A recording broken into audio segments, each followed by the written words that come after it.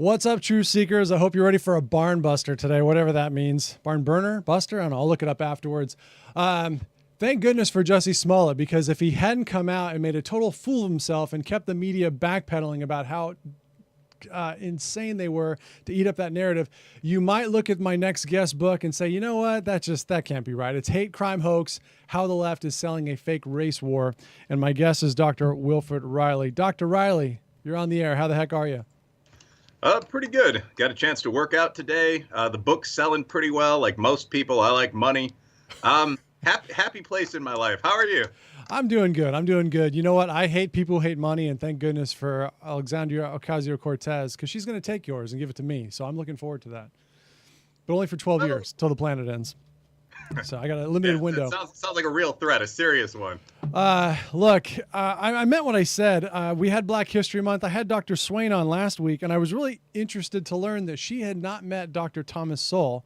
So when I read your book, it also says here that you dedicated a portion of it to Thomas Sowell. Have you met him?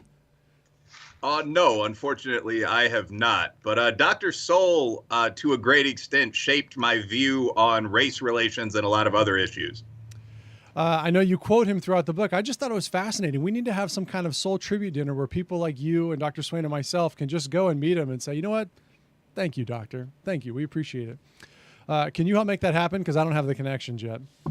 I think I'm developing them, and that's something I'd be willing to work on. But as for right now, I make no promises. You know, if I set one up, though, Life, Soul, House, and Honor, I'll invite you. I appreciate it. You told me before we started that you had you're a tenure track professor at your university, and you had some annual meetings today. You mentioned one of them was about sexual harassment training. Dr. Swain actually was going to be forced to do diversity training. How intense and entertaining are those meetings? Is it just a formality, or do I really need to be worried about being sexually harassed on this call?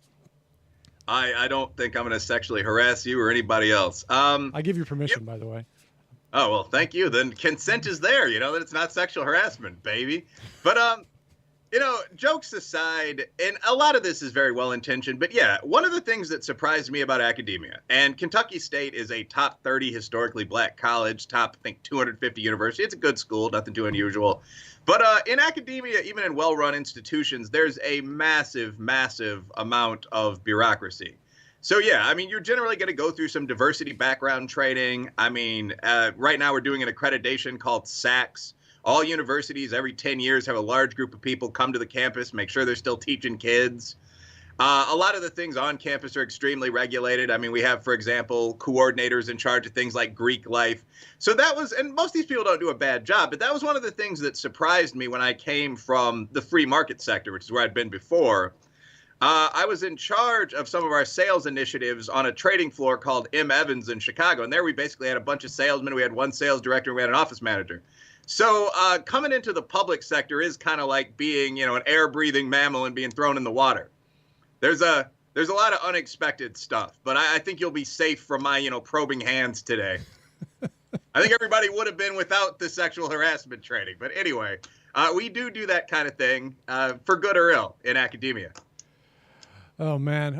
Ray said in the chat, I like your channel. Hope it catches on. Me too. YouTube doesn't like my channel, so I don't know if that'll ever happen. But so what inspired you to write this book? And I also want to talk about your chops, because people are going to look at this and say, oh boy, I'm sure you've been called all the names in the book for coming out and exposing some of the race hoaxes that are happening. We talked a little in the pregame about your chat with Jared Taylor. What's it like being a black, I don't even know if you're conservative. You say you're kind of middle of the road guy who uses empirical evidence to test sacred cows. So kind of help us shape the narrative so people don't automatically label you when they hear you speak.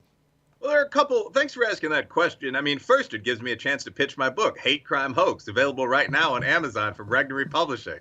Buy that. Love that. But anyway, banter aside, I wrote the book because it's very obvious to most thinking people, I think, that a large number of these widely reported recent hate incidents just haven't happened. And off the head, I have no notes here, go through about 10 of them. You've got Jussie Smollett, obviously, ridiculous story. A week before that, I think you'd have to count Covington Catholic, where the claim was that these prep school athletes surrounded a literal Native American Indian elder. I think he was supposed to be a shaman, in addition to appearing in some Skrillex videos. but surrounded this guy, chanted "Build the Wall," which is a highly ironic thing to say to an Indian, threatened to take his tribe's sacred rain drum. That turned out to be fake. Yasmin Saweed, the hijabi woman who claimed that Trump supporters beat her, ripped at her favorite hijab on a train. Kean College, where death threats were sent out to every black student on campus via Twitter. Wisconsin Parkside, the nooses all over campus. The Burnt Black Church, Hopewell Baptist. UVA, University of Virginia, where Rolling Stone ran a front page article alleging that the fraternities were participating in anti-feminist rape rings. Duke Lacrosse, the OG. All of these have in common that they are fakes. And after following a couple of the major hate crime cases as a grad student in 2013, 2014, like University of Chicago's Derek Kakaline, I became curious about why there was such a high rate of fakes in this sector. It's been pegged as high as 50%. And I wrote the book. And when you mention my chops or my background, I have a law degree from the University of Illinois. I have a PhD from Southern Illinois University. I'm a college academic, probably in, the top half of them, definitely. I mean, I know what I'm doing. And I think one of my interests, I'm not a political radical, but one of my interests is tackling things that are very influential in pop culture among smart people and seeing if they actually have any realistic background. So, I mean, I first entered the public eye debating Jared Taylor, who I still occasionally keep in touch with, but kind of the founder of the alt-right. And I accepted a debate challenge from him because I think that a lot of the things the alt-right says are kind of tempting to young people, but a lot of them are crazy. If you actually look at how the ethno-state solution proposed by the alt-right would work, I mean, the greatest country since Rome, us, would be broken up into 6 or 7 small countries with names like the Republic of You and Me and I'm Not Sure About Me. If I recall correctly, whites would get Idaho and most of the West Coast. Blacks, I guess that's a nation I'd be in, maybe, would get Georgia, Alabama, and so on down the line. I think it's a crazy-ass idea. I also think the alt-right tends to be wrong about genetic IQ. I mean, I'm half Irish. If you look at the average IQ for Irishmen, that's increased from 75 during World War I to 102 today. There's no genetic way that could have happened. So I had some legitimate challenges to the alt-right, and I think I was a bit too glib in the debate, but I went up against Jared Taylor on my campus, actually, and that went on for a couple hours, regionally televised. Now I'm applying the same kind of tools to a lot of the stuff on the left, which is at least equally crazy. Ideas like universal white privilege, or the idea that there's the Trump surge, right? This brutal wave in hate crimes, the country's falling apart. And I find a lot of that stuff's just not true. I mean, a lot of the wave of hate crime seems to be made up of complete hoaxes. The conviction rate in hate crime cases is about 5% if you use California data. So I was curious about why that was. Like I said, that's unusual that you see a 5% conviction rate for a serious crime. And, one of the things, I don't know if you saw the clip of Shaq and Charles Barkley joking about Smollett on TNT. It was really hilarious. They were talking about whether he wrote a check or if, but one of the things that came out of this, I read an article about how if they don't file a police report, typically these things get brushed away. So when you say 5% in California, is that the ones who reported it and the cops got wind of it, or is that overall? Because the college ones, as I understand, they don't usually get punished at all. There's no accountability. Well, thanks for asking that question. And that gets into mathematics here. One of the things you're going to hear people on the activist left say when my book comes out is, well, Reilly may have 1,000 or whatever cases, but that's a tiny percentage of the 21,000 horrible hate crimes that have occurred just in the past 3 years. The response to that is, one, only about 8 to 10% of hate crimes, whether they're hoaxes or not, are nationally reported. So, I mean, if you Google hate crimes 2015 and you go through the first 100 pages of Google results, the extent an ethical researcher would, you're not going to find 7,000 cases. You're going to find about 500. So all of the cases in my book and in my data set, which is available to anyone that wants it, by the way, I'm Wilfred Reilly on Facebook, Twitter, emails, Wilfred Reilly at Kentucky State, kysu.edu. But all of the cases in my data set come, by definition, from that 8% of widely reported cases. So it's not hundreds out of 30,000, it's hundreds out of 2,000 or 3,000. Also, the conviction rate in hate crime cases is a joke. In California, in the most recent year on record, there were 931 reported hate crimes. And you asked a good question, but this is to the level of a police report. That's where I or someone like Dr. Levine on perhaps the other side are going to be looking. Good research there. But I mean, that is with a police report. But of those 931, only 220 were actually sent along to the prosecutor. Generally, the police think it's not a fake, it's worth pursuing. And of those, 51 resulted in any kind of conviction whatsoever. So, I mean, you're not talking about really an epidemic probably in any sense. And so that's the conviction rate for the cases that did produce a police report, to kind of reconnect my train of thought there. You're right that most cases on college campuses are never heard of in the first place. If someone writes, "I hate niggers" or "crackers" or whatever the polite versions of those words are supposed to be on a bench, that's a typical collegiate hate incident. That's going to be reported in the local paper, but no one's ever going to press charges related to that. No one's ever going to pursue that and see what happened to that. And I think that a very, very large percentage of those cases, for obvious deductive reasons, have to be fakes. I mean, if you see a swastika written in human crap on the wall of a mostly black dorm that's full of college athletes, your two options are, one, Nazis somehow, scaled the walls of the building with ladders and wrote that, or it's a hoax. And I think very often it's a hoax. It is interesting. So I follow Prager. I got to spend some time with him last week at an event here in Arizona. And this idea of intelligence versus wisdom is a theme that he constantly talks about. So I've gotten a lot of enjoyment, the Schadenfreude kind, watching the media have to backpedal from this. And when I'm trolling online, you probably don't do this because you're a PhD and you've got better things to do with your time. Pretty heavily, actually.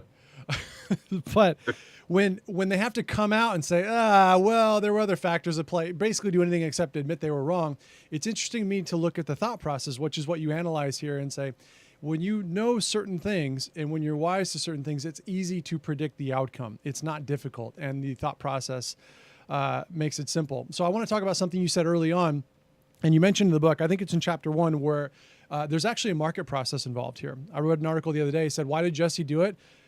Same reason, what's his name, robbed banks, because that's where the money is. You talk about the fact that there are sizable payoffs and very few downsides and disincentives for this type of victimization. And then I didn't know the Southern Poverty Law Center pulls in $52 million a year and has almost a $500 million endowment. I mean, that's up there with Ivy League universities, right? Aren't they around $1 billion? It's insane how much incentive there is to not do what Walter Williams said, to give racism a well-deserved death in America. Kind of break down some of the ideas you spin off in the book about this. Yeah, I think that a lot of things in life, politics is downstream from economics. We can talk about which direction morality lies, but politics is downstream from economics, definitely. That, again, is a quote from the great man, Tom Sowell. But in the United States right now, to a remarkable extent, entire areas of society depend on the claim that we're still an existentially racist country. And think about that for a second. I mean, in addition to a weak diversity rationale, that's the entire explanation for affirmative action, which doesn't just extend to blacks, but to all women and to all minorities of essentially any race, with some exceptions in the East Asian diaspora. That's the sole justification for minority set-asides. I could buy a radio station at about half the going price if I wanted to. Definitely, that's the justification for the continued existence of massive, massive activist groups. So I noticed you picked out a fact from my book that a lot of people have. Yeah, the SPLC has a current active endowment of $432 million. Jeez. That's a little lower than the Ivy League, but that's on par with Kentucky State or Southern Illinois. I mean, a top 100 school. The Ivies are like $2 billion, but that's huge. And that's an endowment. That's just what they invest. That's not annual take, which is between 44 and 96 million in the years I've looked. And the SPLC is just one of a bunch of groups like this. I mean, you have the older traditional civil rights groups like Al Sharpton's National Action Network, which is around 15 million a year. I mean, Sharpton has an MSNBC show. These are considered completely mainstream figures. You've got the large fringe groups like the Nation of Islam, which has 50,000 members, runs an accredited university, Muhammad University, which has always amazed me as an academic. You have the newer factions like Black Lives Matter, what's often called Antifa. As a city kid, people really mean Black Bloc by that, but that's a technical distinction. Occupy. What holds all these groups together is this idea that the USA has never changed from our old evil ways. That's the only reason it would logically make sense to write a $100,000 check to the SPLC. And the reality is that that is not really true. I mean, America is far from perfect when it comes to bigotry. As I've mentioned, about 1 in 10 whites, about 1 in 7 minorities test as a bigot. And there are pretty simple ways to test that, asking people if you'd object to a middle-class neighbor of a different race on a totally anonymous survey, for example. But the plain fact is that we desegregated in 1954, the sole region of the country that was still segregated. Civil Rights Act made racism criminally and civilly illegal, 1965. Affirmative action, which didn't hurt me when I applied to law school, became the law of the land, 1967. That's under Mr. Nixon, the Philadelphia Plan. So this claim that there is still a massive amount of racism, so give me some money, runs into an economic problem, which is that the demand for bigots is much, much larger than the supply of bigots. There are pretty few outspoken racists, especially in the middle-class white community. So when something does happen like this, when a guy claims that he was attacked by two rope-wielding, muscular racists in downtown Chicago, just going out to club and then get a Subway sandwich, that's going to become international news because it's evidence that, the old problems never ended. But the reality is that dog bites man isn't news. These racism stories aren't news just because there are so few of them. And a lot of the ones that there are fakes. Yeah, I did think there was a little bit of, I read a quote from Elon Musk that he said, fate loves irony. So I thought it was interesting that Jussie Smollett, who I believe is a gay actor, chose there's a hetero man, two gorgeous Nigerians to lay one down on him. So it's a win-win.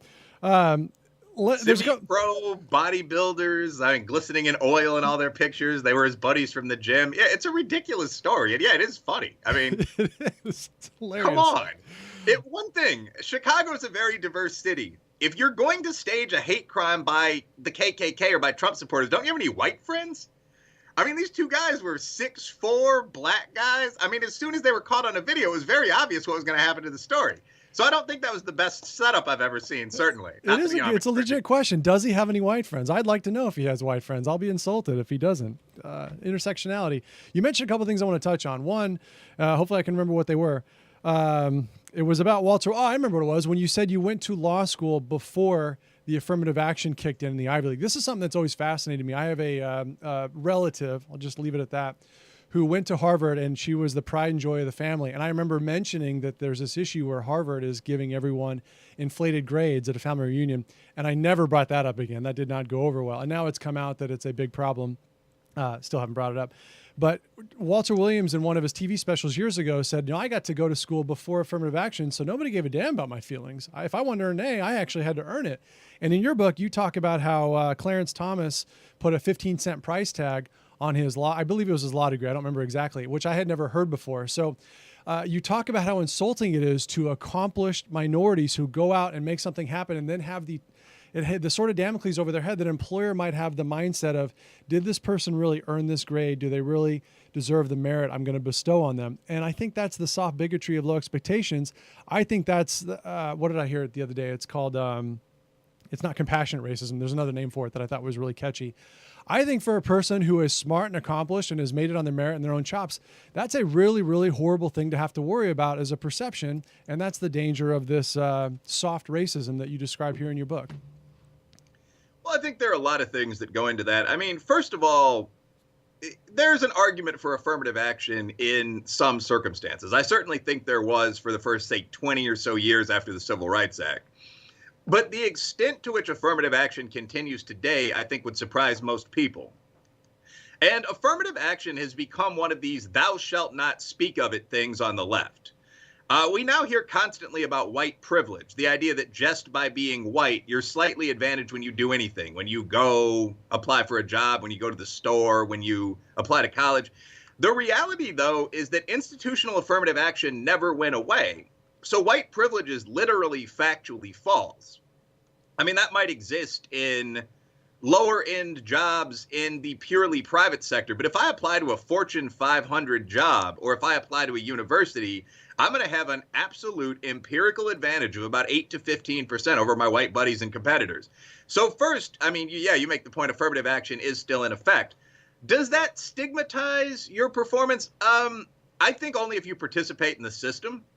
So, for example, it's very easy to get around this as a smart black guy, much less an Asian guy. When I applied for jobs after U of I Law, I just put my LSAT score, which was a 169 on my resume.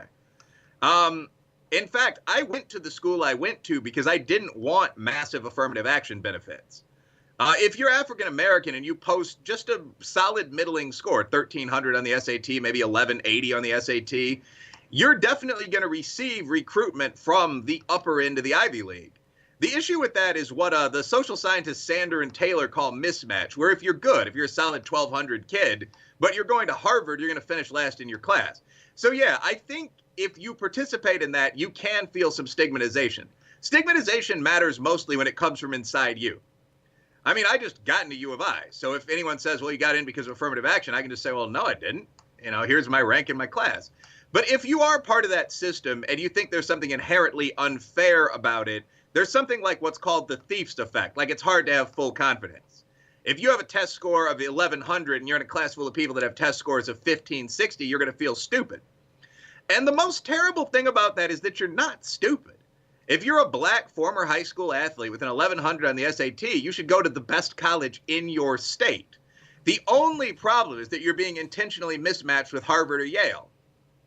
Most actual gaps between groups are quite small. I mean, there's an article, Dickens and Flynn, 2006, that talks about how the black-white IQ gap is close to about 5 points. And looking at their methodology, that seems accurate. Asians have, I think, a point on whites.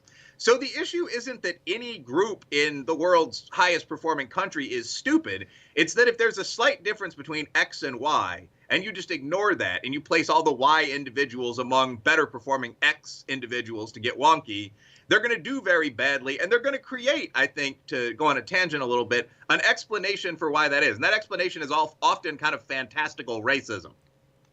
Yeah, I think there was a stat you cited, you'll have to correct me because I'm sure I'll quote it wrong, where the perception of whether or not you would get a job as a black person versus a white person is essentially exactly opposite of what it is in reality. What's that stat? Yeah, that was crazy to me. I looked at a lot of social science writing this book because I knew it was going to be attacked. And I didn't just want to back it up as many left-wing writers get to with, well, this is how I feel. This is my lived truth. So there are pages of footnotes in the book, something like 40 or 50. One of them, I was looking at minority attitudes toward white privilege. And a group of researchers asked high-performing middle-class blacks, okay, if a black kid and a white kid are both applying to the same college and they have the same grades, who's more likely to get in? There's a version of this for Fortune 500 companies, too, which might be what you're citing. But 67% of African Americans said the white kid would be more likely to get in. And this is an example not just of having different perspectives, but of having different incorrect facts. Like, obviously, if you're an African American individual and you have the same test score as a hyper high performing white guy, you're going to have an advantage when you are applying to school over that white guy. But only 5% of African Americans thought that, and 67% thought the white guy would have a huge advantage. It was just one of those weird outlying facts. You can find stuff like this for white conservatives too, but that one specifically for blacks was pretty unbelievable. There's a couple of things I definitely want to try to get to if we have time. One of them is you categorize what you call cons, continuous oppression narratives. You mentioned the Klan Springs General. You talk about Trump hate crimes. You basically have this hierarchy of different types of crimes against logic and reality that are being committed out there. Kind of break that down for us. Well, yeah, some of that's just edgy titles for the chapters. I mean, one of them is called the Trump hate crimes because you saw a surge, not necessarily in hate crimes. Again, you have a 5% conviction rate in hate crimes. It was 4% that year. But in hate crime hoaxes and stunts immediately following the election of Trump. So, for example, at Bowling Green University, a pleasant small campus I've been to, a woman claimed that she was followed by blocks by Trump supporters calling her nigger, the wrong political party, throwing stones at her. That didn't happen. That was a pretty typical case. So that's one of the chapters. Another one is called KSE, or the Klan Springs Eternal. And here I'm kind of criticizing hoaxers that use tropes like the noose to sort of claim that traditional racism's never gone away. In reality today, you know, an Irish guy and an African-American guy might still fight in a city, but you're very rarely going to see nooses, burning crosses, hoods, but you often see them in hoaxes, and I go into why that is. And the general term I do use for this, is CON. You can come up with an acronym from that if you want to. I didn't have one in mind when I actually thought of it, but that is the continuing oppression narrative. And the CON is essentially the idea that problems in minority communities today are still the result of current racism. And I don't think that's true at all. I think some are the result of past racism, like segregated housing. I think many are the result of a general collapse in culture that occurred in the late 1960s. If you look at the outsourcing of blue-collar jobs, which, to be frank, was on the right until Clinton, But also, if you look at no-fault divorce, the normalization of illegitimacy, pay-per-child welfare, the abandonment of broken windows policing, that's what took both black cities like Detroit and white ones like Allentown and made them hellholes. And that's been extensively documented. William Julius Wilson, who's on the left, has come up with this idea of the truly disadvantaged. What do you do if all the jobs in your city are gone and everyone's been trained to be a welfare recipient, i.e. they're not going to go elsewhere to follow new jobs?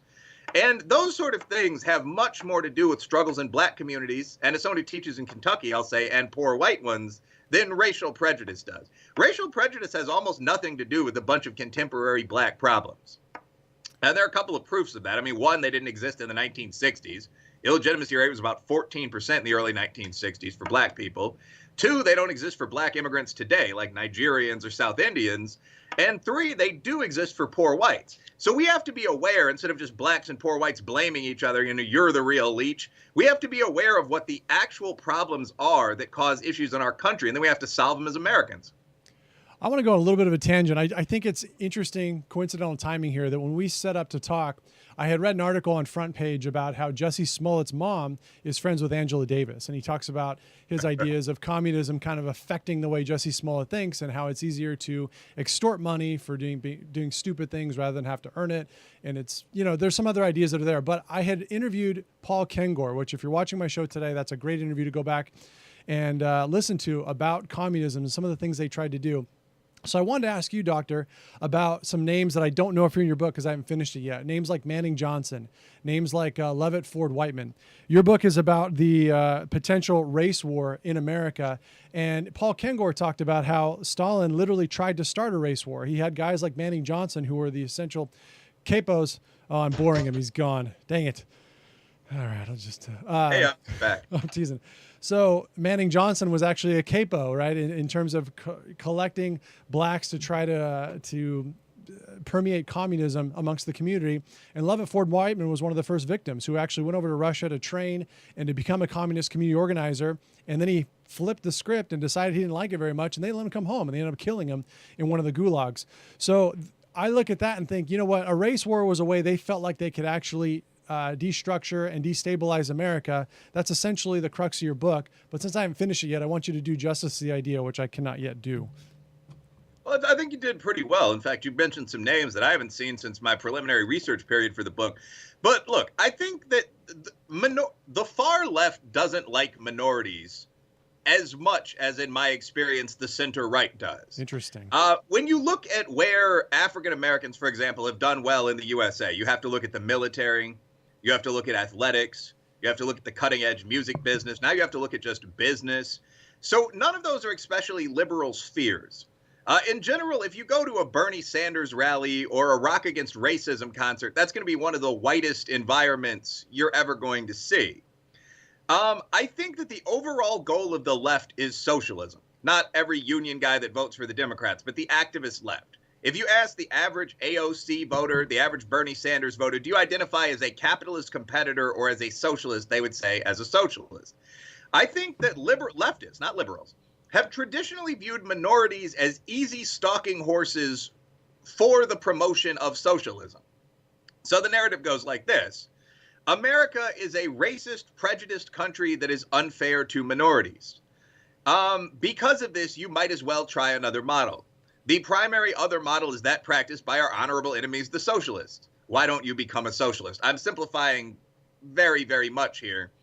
But you see that a great deal with the idea, if someone on the left wing of the Democratic Party says, I'm doing something for African Americans, it's almost never going to be enterprise zones in black communities. It's going to be something like an expansion of welfare programs, expansion of affirmative action even further, so on down the line. So basically, yeah, I think there are people on the left that attempt to use minorities to promote a broader idea of kind of socialist rule. Yeah, I mean, I don't think, by the way, I don't think we're going to have an actual race war in the USA. I mean, 85% of white murder victims are killed by other whites, 93% of blacks by other blacks. But I think that balkanization can be very dangerous. And I do think we're encouraging balkanization now, which is an insane thing to do. Speaking as a political scientist who's seen the Balkans, I mean, Russia, Yugoslavia used to be mighty countries. Now they are not, to be very polite. So encouraging people to pursue their own little language, mode of dress, style of living, glorify their race, that does not work for a large country. For a large country to succeed, a substantial percentage of the people need to look up at the eagle and smile. There has to be a unifier. Totally agree. You quoted Thomas Sowell in one of his, what was his book in '04 about racism all over the world? Well, there are a couple. I mean, I think that might be affirmative action programs globally. His books always have very just flat titles. They're not boring, but they say what the book is. They're not clickbait. It's true. So yeah, he talks about what this type of behavior does all around the world and gives examples that most people, I'm sure, weren't familiar with and realize this isn't a new problem. We're winding down here a little bit, so I hope people will take away from this, Dr. Reilly, that you probably deserve. I know a lot of people feel this way.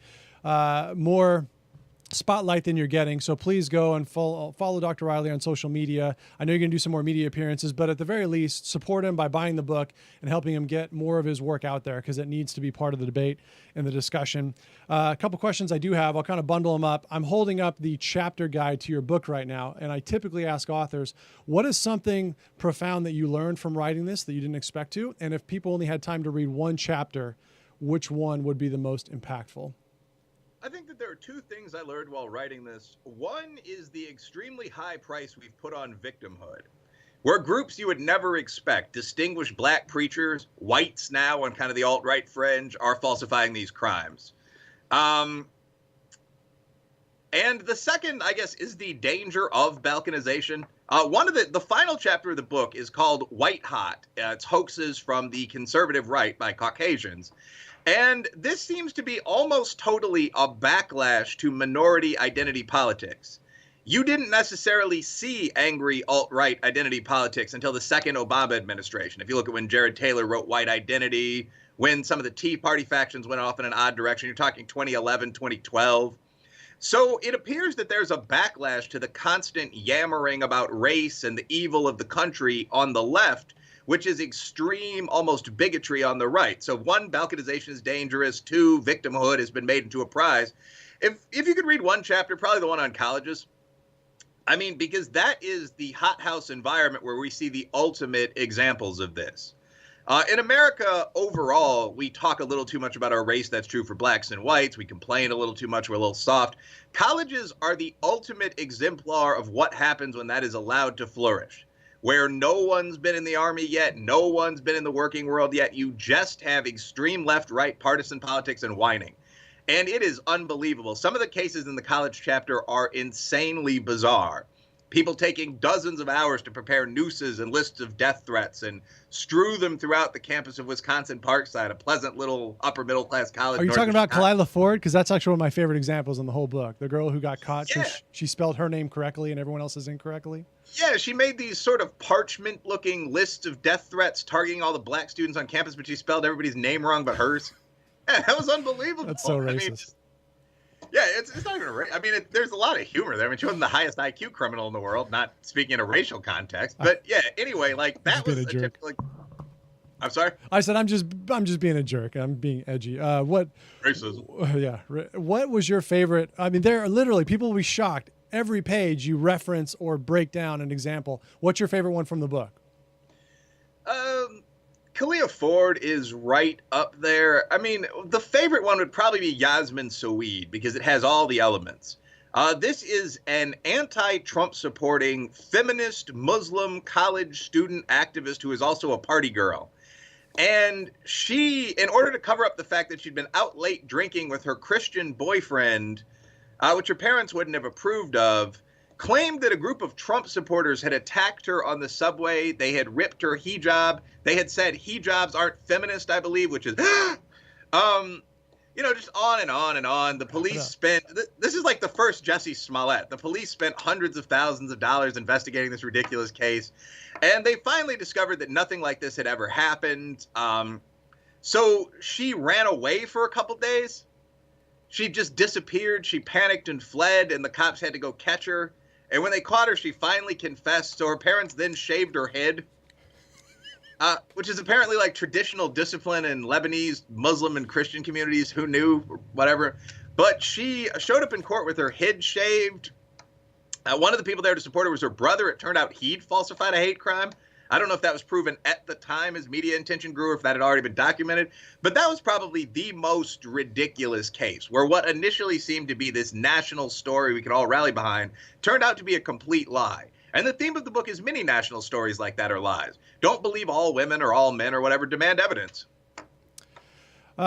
So the book is fantastic. Run out, everybody, and grab it. We're about out of time, but you're going to want to do yourself a favor and feast on some more of the deliciousness that's in here. I didn't know, Dr. Reilly, you were so funny. I could definitely go on a long time, and I think it was to be a lot of fun to chat. So I'd encourage everyone else to go out and Google you and find some more of the interviews you're doing and going to do soon. And before we close off, I just want to give you the last word. If there's anything else people need to know about you, your work, and this book. Well, as we've both said a bunch of times, the book is Hate, Crime, Hoax. It's available on Amazon and wherever fine books are sold. That dropped with Regnery February 26th, the large conservative publisher.